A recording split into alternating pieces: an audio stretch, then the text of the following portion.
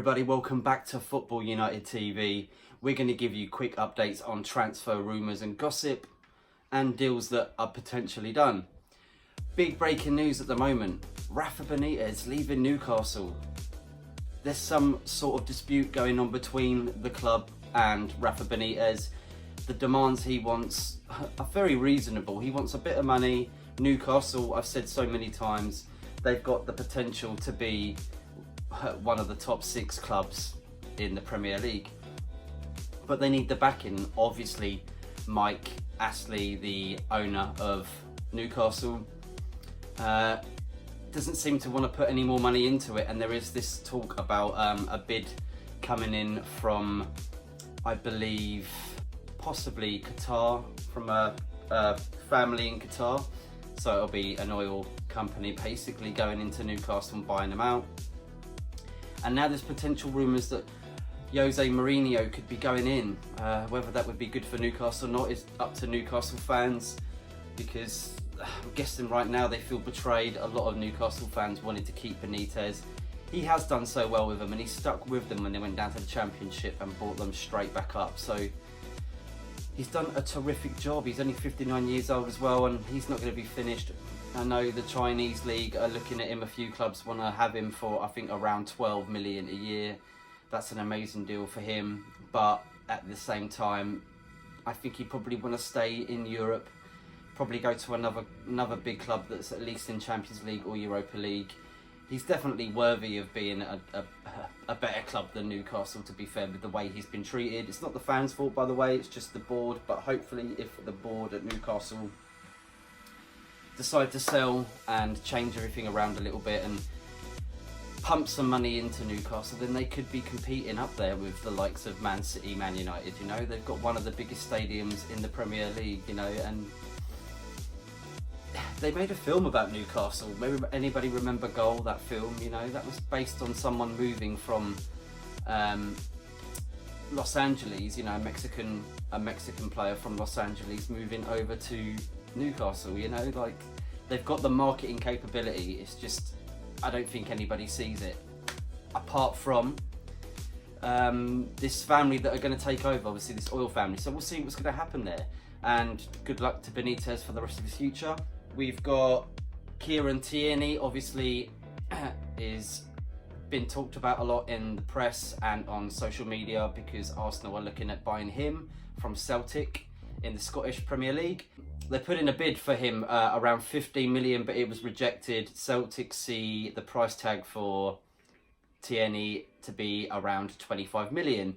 So we'll see if Arsenal feel that's a price they'd like to pay. We know that there's obviously a problem going on at Arsenal at the moment with the fact that, you know, Emery went to the board recently and said, look, I need more money. I need to buy more better players. We don't have to spend shite loads, but we need to spend something if we want to be in the top 4, don't we? I mean, at the end of the day, you've got to look at the way Chelsea have got, like, the transfer ban now, so other teams should be taking advantage this summer, you know. And like I said in a vlog recently, quite worried about Arsenal, because, you know, you hear rumours that they're only giving Unai Emery 40-50 million, you know, for the season. What's that going to get you? Like, a couple of okay players, you know, like that. You need to do better than that. You know, you're not going to get into Champions League with just saying, you know, we can get rid of Ramsey and even Aubameyang. Like, everyone's talking about him possibly going for 100 million. You know, 30 years old though, I don't think it'd be worth it. Man United have been talked about buying him, but I don't think he's probably the sort of player we should be buying, even though I think he's amazing. I'd like to see Man U getting a Icardi. There's obviously this talk of Lukaku wanted by Inter Milan.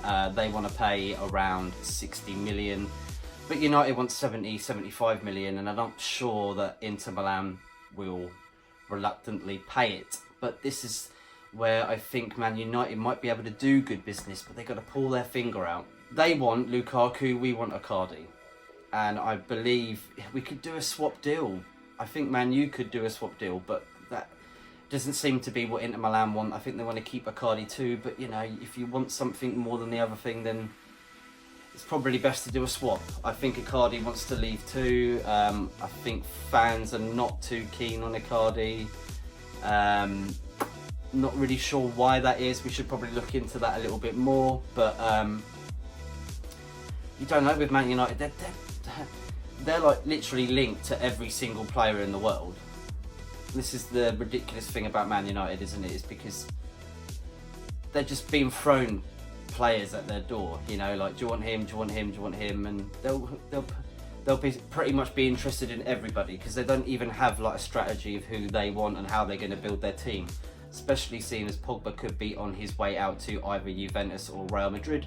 I still think Real Madrid it will be.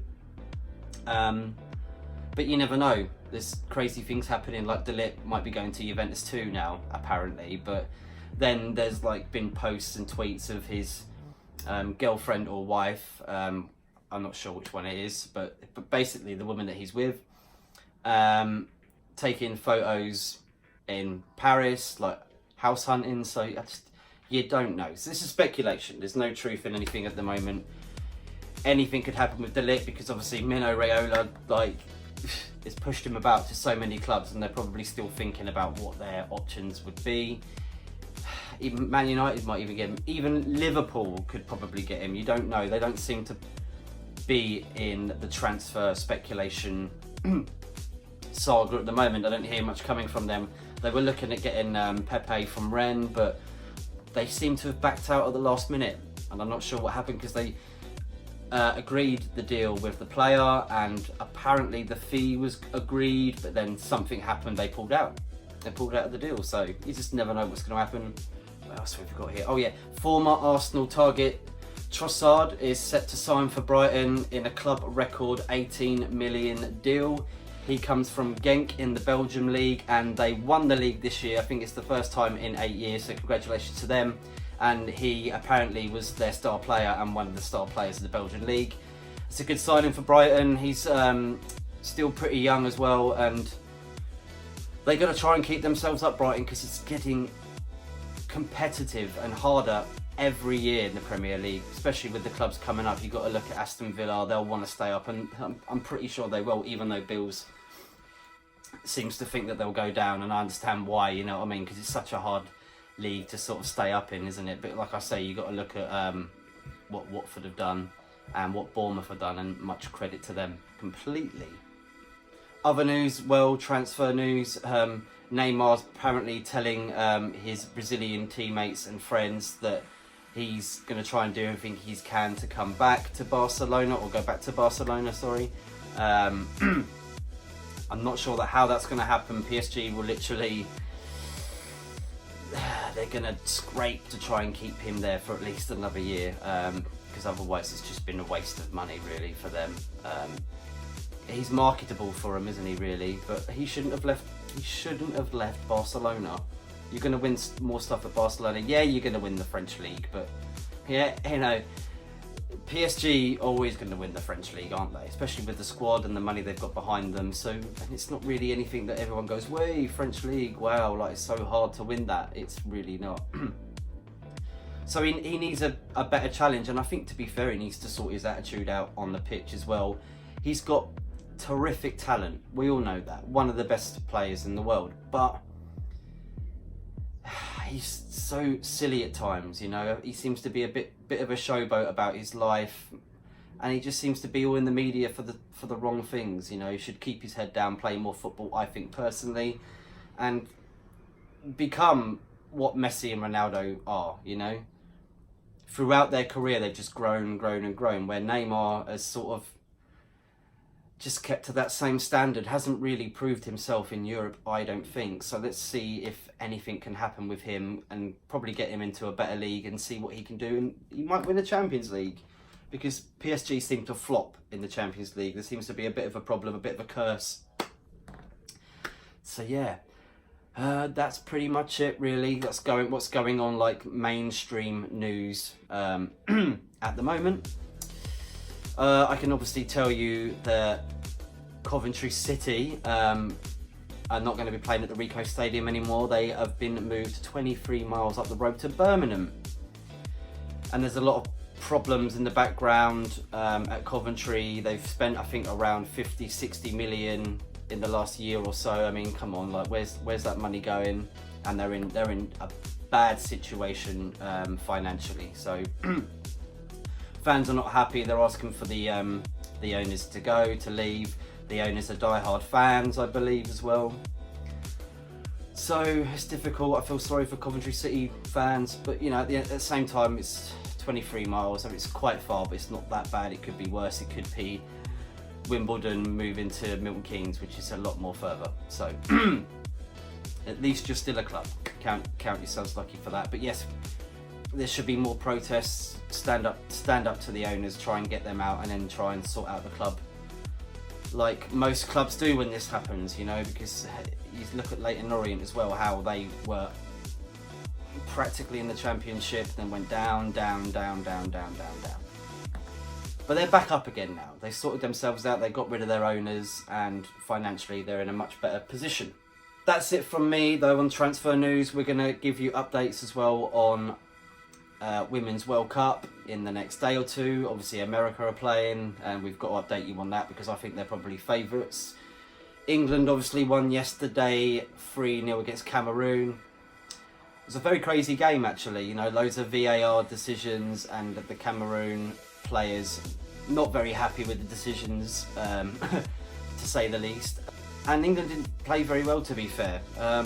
Cameroon, it was quite close, to be fair. They broke out on England quite a few times, and England were pretty lucky actually to escape there with a 3-0 comfortable win. I say comfortable because they got the 3 goals, but during the whole game they weren't very comfortable. They were sliding and slipping everywhere. Don't mean because of like conditions of weather, but I just mean they weren't on the ball. They weren't with it, I don't think, and they need to definitely improve when they face Norway in the quarterfinals. Thank you very much for tuning in. Please like, share, subscribe if you can, and check out all the rest of our videos in the last couple of weeks. Like I say, we had some Champions League footage of our trip and our amazing time over there. Yeah, check out everything if you can. Share, like, let people know, subscribe, and thank you very much for tuning in. Have a pleasant Monday. Bye bye.